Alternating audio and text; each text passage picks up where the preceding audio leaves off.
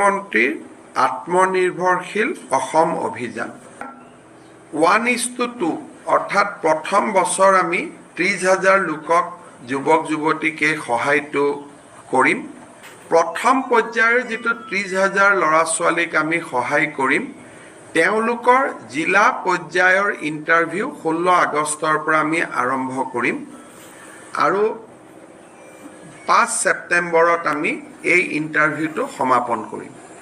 সভাত গ্ৰহণ কৰা কেইটামান সিদ্ধান্তৰ বিষয়ে আপোনালোকক অৱগত কৰিব খুজিছোঁ। এটা হ'ল মুখ্যমন্ত্ৰীৰ আত্মনিৰ্ভৰশীল অসম অভিযান।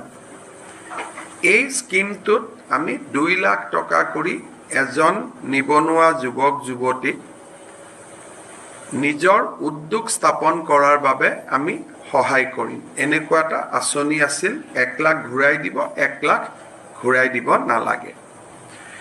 তাৰে যেটো প্ৰথম পৰ্যায়ৰ ইণ্টাৰভিউ আছিলে সেই ইণ্টাৰভিউটো সমাপ্তি হ'ল। এতিয়া 1:2 অৰ্থাৎ প্ৰথম বছৰ আমি 30,000 লোকক যুৱক যুৱতীকে সহায়টো কৰিম আৰু তাৰ পিছত আমি আৰু 70,000 ল'ৰা ছোৱালীক কৰিম দ্বিতীয় পৰ্যায়।